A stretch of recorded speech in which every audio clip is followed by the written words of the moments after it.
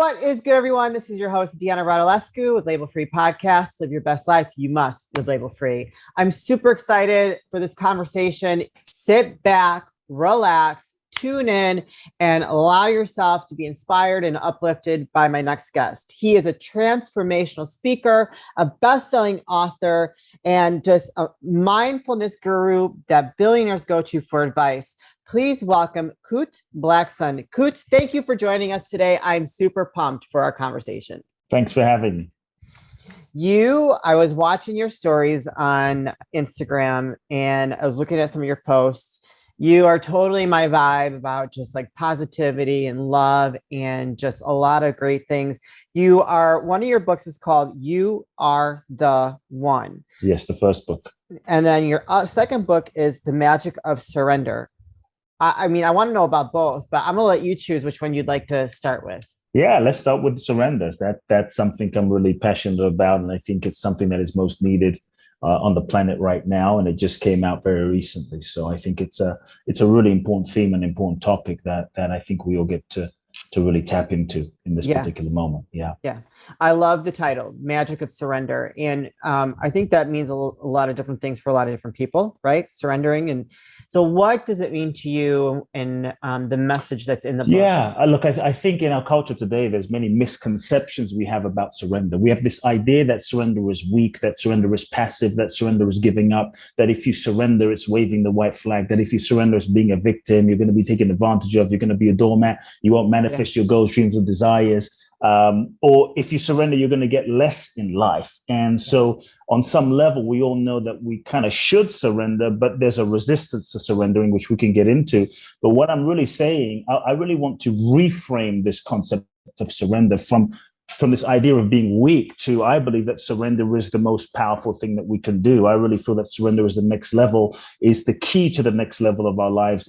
To me, surrender is the password to freedom. If you look at the truly great ones, whether it's Jesus, whether it's Buddha, whether it's Gandhi, whether it's Mother Teresa, whether it's Elon Musk, whether it's, Oprah, whether it's Mandela, whether it's Bob Marley, whether it's Bruce Lee, whether it's Muhammad Ali, at some point, they all surrendered themselves to a vision that was bigger than themselves. They all surrendered themselves to life, their universe, to their deeper soul's expression. And in that surrender, they were able to transcend their own, they were able to transcend themselves, and they transcended their own human limitations, and they tapped into another dimension of their own selves, another dimension of their own potential. They tapped into another dimension of life. And I think in that surrender, they went beyond themselves, and life, the infinite potential of the universe was able to manifest through them. So really what I'm saying is, in surrender, what if you didn't get less, but what if you actually got more joy, more abundance, more than you could even have imagined with your conscious intention, with your mind? What if you got more? Maybe not what you expected or what you thought you wanted, but better. And so to me, surrender is a letting go of control, or I should say the illusion of control, because really it's the ego, our perceived sense of self, that thinks it's in control. But I think if the last few years have shown us anything, perhaps we're not as in control as we thought. And so surrender is to let go of this illusion of control being the master addiction. Surrender is to, when we stop trying to force life to fit our limited idea of how we think it should be, and try to make life fit our limited idea, manipulate idea into our limited idea. Surrender is when you let go of the idea of who you think you should be and how you think your life should be, so that you can be truly available and truly open. And it's when you take the limits off of life, because sometimes, we get so attached to what we think we want, that goal, that dream, that vision, that we get so attached that we don't realize we end up limiting life. We end up limiting the universe. We're not truly available and open. So surrender is openness. It's the willingness to allow life to lead you, allow life to guide you, so that the authentic impulse of what life is seeking to express can be revealed. And I think that's when the magic happens. So I called the book The Magic of Surrender, not like the power of surrender or the art of surrender, but the magic of surrender. Because, when I ask people who wants more magic in their life, and I'm not talking about like the David Copperfield type, who wants magic, as in like beyond your wildest dreams. Everyone says, hey, I want more magic, but very few of us actually want to surrender. And surrender is the password. To me, that's the formula. If you want more magic, more miracles, more abundance, more, if you want more beyond your wildest dreams, you have to surrender. And the degree to which you surrender is the degree of magic that you get to experience in your life. And so I think the two go together. And so I really feel the last few years as a humanity, as a species on the planet, we've all been put into a global seminar on surrender, so to speak. And I think as a humanity, we're being initiated, invited into a whole new way of living. One that is shifting from the ego-based paradigm of just like forcing and making your life happen to one that is more living in alignment with in harmony with one's soul, living in alignment and harmony with the universe and in life. And so I think the question is shifting from what do I want, which is what we're often taught to ask. What do I want? What do you want? Get clear on what you want. And look, you can manifest from the level of the ego, but I believe that I think it ends up, there are limitations in that because the ego, our perceived sense of self, isn't able to see the whole picture. And our ego is, to a degree, no matter how amazing, conditioned from our past programming and our parents and society and media and religion. And so the ego has its limitations. But I think when we truly surrender to our soul, the question becomes less about what do I want? And the real question becomes, what is it that life is seeking to express through me? What is it that the universe is seeking to express through me? And becoming still and feeling that and aligning with that and truly aligning one's mind, one's thoughts, one's feelings, one's ego, one's personality in alignment with the deepest impulse of what is seeking to express, what's authentic, what's in integrity. And I think then ego is in service to the soul. And now we're truly in harmony and coherence. So surrender, I think, is really kind of living in alignment with one's true essence. Man, I was getting goosebumps through everything you were saying. That's so I have actively worked on myself to surrender, so to speak, or just to have faith and allow the universe and God or whatever to allow me to follow this path that I'm supposed to be on. And I've found, and I like that, the magic of surrender. And I need to think that as I'm going through this part of my life, this journey that I'm in now, that there is some resistance that comes up because there is a part of you that wants to control, which I believe control is an illusion. Like you said, I really believe that it's like everything, change is constant. That's the one thing that is always true is change. And so for me, when I'm just allowing myself just to flow with my life, miracles do happen. What you said, like they do. And I'm like, whoa, this is great. But there are things that come up that I feel resistance sometimes. So how would you advise anyone that's listening to this that is like, oh, I love this, I want to embrace this idea? How would you advise someone to deal with that resistance to allow themselves to surrender? So I think that what we have to realize is that the resistance is natural. The resistance is completely normal. And so part of dealing with the resistance is the willingness to embrace the resistance and not resist the resistance. Because sometimes even just noticing that I'm resisting, many times we're like, no, but you shouldn't be resisting. You should be surrendered. And so now we're like doubly resisting. And so sometimes a deeper surrender is in your relationship with the resistance, not the resistance itself. And so sometimes the deeper surrender is to acknowledge and just be with and surrender and accept the fact that you're not truly surrendered right now. And that's okay. And how you relate to that is a deeper surrender. And so when you understand, here's what I'll say. When you understand the nature of something, it completely transforms your relationship with the thing and your relationship with life, your relationship with yourself, and the relationship with surrender. See, what resists is the ego. And then when you understand what the ego is and the nature of the ego, resistance also shifts, because what resists is the ego. The ego, our perceived sense of self, what we have been conditioned to believe ourselves to be, this, Kute, Deanna, John, Susie, Tom, Donald, Mary, this identity of what it's a construct. So ego, this sense of what we believe ourselves to be, the sense of how we identify ourselves to be, is what resists. And the job of the ego, when we understand that, it's really kind of awakening, the job of the ego is to reinforce its existence. Yeah. The job of the ego is to protect us from getting hurt, to ensure that we don't get hurt like we were hurt when we were children. And so I like to just say, look, surrender in the ultimate sense is really natural. If you look at a child, but we just lost touch with that. If you look at a child, when we were children, when we were just born, little babies, we weren't so conditioned. We were totally surrendered. We cried when we felt like crying. We pooped when we felt like pooping. We hit our heads. We cried. We didn't wallow in our pain for like 3 months going, oh, I hit my head 4 months ago. We went naked and we weren't caring about the cellulite on our bellies and our legs. What do we look like on Instagram? We would sing. We didn't care if we didn't sound like Bruno Mars or Mariah Carey or Whitney Houston. We were just totally free in touch with that pure essence of aliveness. We were truly surrendered to whatever was arising. But what the hell happened to this free-flowing surrender is our natural state. So what happens is we're born and we incarnate into this human experience. We meet our parents. Our parents, they're doing the best that they can do based on their conditioning, their programming, their parents, their culture, et cetera, et cetera.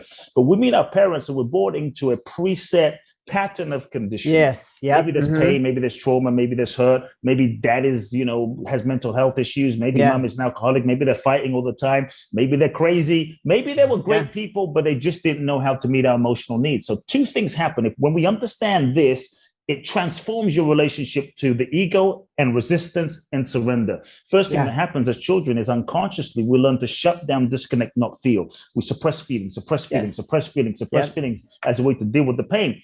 Before you know it, all of the layers of unfelt, unprocessed emotion and pain build up, and our true essence gets hidden underneath all of the sort of unfelt, unprocessed feelings. And we learn a kind of unconscious defense mechanism strategy to not feel the pain that we hold on to, and we build walls around ourselves, walls around our heart, and we learn to control how we feel and control as a self-protective mechanism that we hold on to that worked for us when we were 5. Then we still do it when we're 10. We do it when we're 15. Now we're 25 and 35 and 45, holding on to this sort of self-protective way of being. Perhaps you fall in love with someone and all of a sudden it's like, that self-protective mechanism kicks in, control. So the ego feels, if I can control everything, I'm going to be safe. So when you understand that, you start seeing that the control resistance mechanism isn't bad.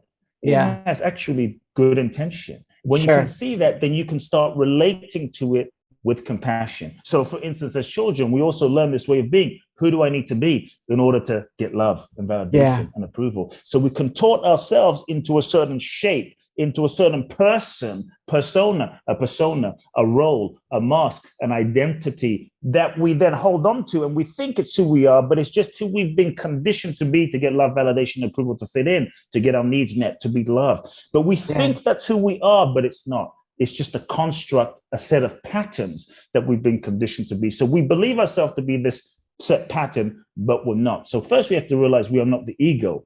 Then we have to realize the ego is just a set pattern. Then it's important that we realize that the resistance has positive intention. And when we can really see that, it's like, I see, I'm just trying, my resistance is just trying to protect me. It's just trying to keep me safe. When you can really see that, then I think it frees us up to rather than judge it or force ourselves to surrender, to start just holding our resistance, because underneath the resistance is fear, and to hold our resistance with a bit of tenderness, a bit of compassion, a bit of kind. And it's that compassion, it's that loving, it's that it's meeting ourselves with that love in terms of where the healing happens, and the resistance can begin to melt a bit. And so I think that's the shift. Our relationship with the resistance is what's really important, and the recognition of what it is that resists. Because truly, I believe surrender is natural. We've just been, it's like we've been conditioned to, I'm holding on to my headphones. We've been conditioned to be this person, to hold on.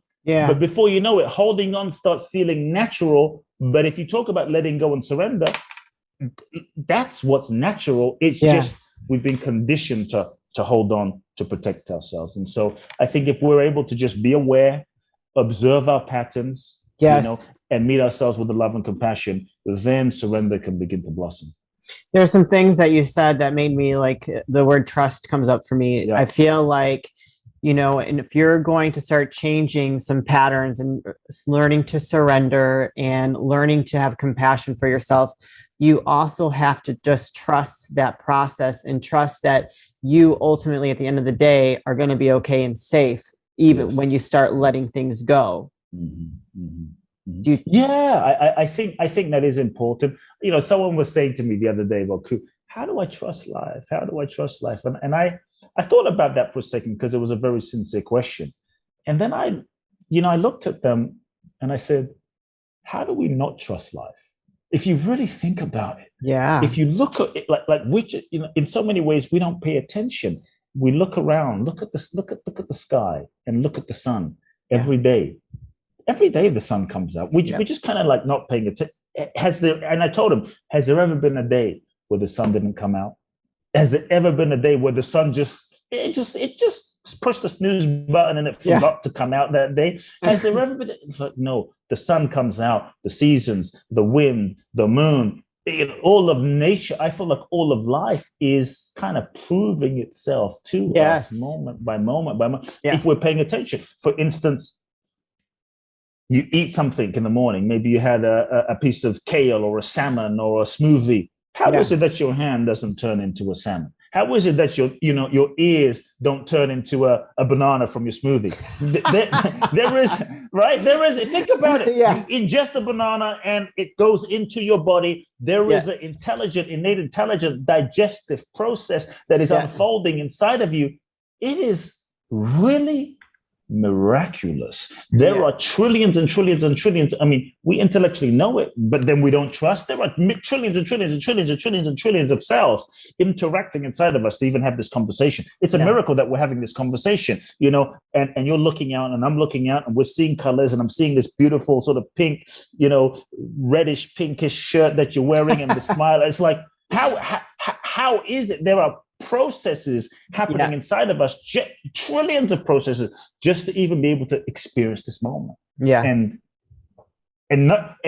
you're breathing, I'm breathing. We're not at least I'm not sitting here going, breathe, breathe. I have to breathe. Breath is just happening in spite of us. It's just happening. And so this is a miracle. And so to me, every breath is kind of a reminder or proof that there is an intelligence that is functioning, and that same intelligence that's breathing you is breathing me, is functioning all of existence. And we don't trust this life intelligence, And so I think if we just begin to bring our attention even just to our body, and we just sometimes just meditate on the breath and bring our attention to the breath, to just become aware for a moment. That's one. If we just bring our attention to nature, I'm looking out at a green tree. I see this every day, like it's normal, but it's freaking amazing, And so if we just observe nature and let it touch us and become present to it, I think then we start seeing there is a rhythm and there is a cycle and there is a flow to life that just unfolds. Even if we look at the best things in life, to me, you don't even have to be spiritual. Just observe life. If we look at the best things that happen, let's take the most unspiritual person. You don't have to believe in surrender. Look at the best things that happened in your life. Meeting your wife, meeting your spouse, having that kid, that thing happening. Did you plan it? Most of the best things that happen in life, we didn't plan. It's just natural. It just happened. We think we're in control. Oh, I'm going to meet my soulmate at 7 p.m. at Starbucks. It doesn't happen that way. You were out having a great time and bumped into that person. You were in a state of surrender. You were letting life happen. Yeah. You were just letting life happen, and to me, life unfolds. So now I just want to be clear. That doesn't mean you sit at home and do nothing. Right. That doesn't mean you sit. Well, so they're talking about surrender on the podcast, so I can just sit around and not exercise and lie on the. No. What surrender means is you feel. Like surrender is not laziness and it's not the abdication of responsibility. It means you feel your deepest truth. You feel what is most authentic. You feel what is most true. And then you go into that direction. Then you move in that direction. Then you align your ego, your mind, your will, your intention with what is authentic. Then you give 100%. So it might mean that you work harder than you've ever worked. It mean if you look at Mandela, if you look at Gandhi, if you look at Martin Luther King, these folks were like nonstop 24/7. They worked in alignment with a mission and a cause, but they were living in alignment. So it might mean you work more than you've ever worked. But the key is to not be attached to the outcome, to not be attached to the goal, because sometimes we get so attached to the goal, like it's got to be this person. It's got to be this thing, that we don't realize we're not truly available and open to the miracles. And so that's what surrender is, giving 100%, but not being attached to the outcome. And that dance, in that dance is the availability and openness, just to be clear. I love that. Where can people find you, connect with you, reach out to you, and support you? Find your books. Find my book. Yeah, my book is available on Amazon. The paperback is now out, so you can get the paperback on Amazon, The Magic of Surrender. My main website, Kute Blackson, KUTEBLACKSON, KuteBlackson.com. Twice a year, I do my favorite thing to do is a 12-day deep dive transformational immersive experience in Bali. It's called Boundless Bliss Bali. So www.boundlessblissbali.com, and that's for leaders and visionaries and those that want to, impact humanity in some way. We dive deep for 12 days, depending when people listen to this, which is what I was asking earlier. It might be, the timing might be off, but July the 12th, I'm doing a 5-day free online event, global summit. It's called The Surrender Summit, www.thesurrendersummit.com. I'm going to be teaching about surrender, how to surrender, and really answering in depth a lot of the questions. I'm bringing on some of my friends like Neil Donald Walsh and John Gray and Barbara DeAngelis and Martha Beck and, amazing folks. So that's www.thesurrendersummit.com. Also, Instagram, Facebook, say hi. All those good things. Wow, that was a lot, but I'm loving the 5-day free summit. I might have to sign up for that myself. Please, it's free. It's free. Just sign up and get access to the replays. That's awesome. You guys, I'm going to put all those links in the show notes, so don't hesitate. If you connected with Kute's message and you want to find his book, I will put the link to his website and to Amazon. If you are interested in the summit, I'll put that link in there as well, or the Bali trip for a 12-day intensive, immersive, life-changing experience. I will put that link also. So Kute, before we say goodbye, I always like to ask any last words of wisdom or advice you'd like to leave with the audience. I would like the audience today to remember that you're going to die. And really feel that. Like, I am going to die. Not in a morbid sense, but to be honest, we all have from the moment we're born, this is the only guarantee. But somehow we live like we're going to live forever, and we all of a sudden we've forgotten when someone dies. We're like, oh, what happened? It's like, this is the only guarantee. You're born and you die. Doesn't matter if you're black, white, green, orange, gay, straight, Jewish, tall, fat, short. We're gonna die. Jesus died, Buddha died, Bruce Lee died, Mother Teresa died, David Bowie died, Bob Marley died. Everyone, none of us makes it out of here alive. So the question is not whether we're gonna die, it's how we're gonna live. And so I would just ask everyone to meditate on your death. Hold death close. Feel your death. Like make death your friend, and hold the reality of that close, so that you let that inspire you to live life as fully as possible, knowing that tomorrow is not guaranteed. Tomorrow is not a right. The only guarantee is right now. And so if death came right now, would you be ready? And if not, why not? And what's unsaid, and what's unlived, and what's ungiven, and what's uncommunicated, and what's unloved, and what's unforgiven? Because if death came, how would you need to be living in such a way you would have no regrets? Because when we meet our maker, none of us can go to God or whatever we believe and say, hey, God, can I get a refund on those 2 years that I wasted in that relationship? Can I get a refund on those 5 years I wasted in that job I hated? It's gone. And so how would you need to live in such a way where you have no regrets? Hold death close so that you can live even more fully. Yeah. Like my best friend always says, we all have a reservation we can't cancel. We're all going to end up in the same place one day. And as my mother always says, live your legend. So you just put both of those together at the same time. Very passionate words. Thank you for sharing that. Thank you for being a guest on today's show. Really appreciate your passion and the difference that you're making in the world. It's so important to me and to my audience. So we appreciate you. Thank you. You guys, this is your host, Deanna Radulescu with Label Free Podcasts. Live your best life. You must live label free. Please don't forget to follow, subscribe, rate, review, comment, share, all those good things. And I'll be back soon with more dynamic guests.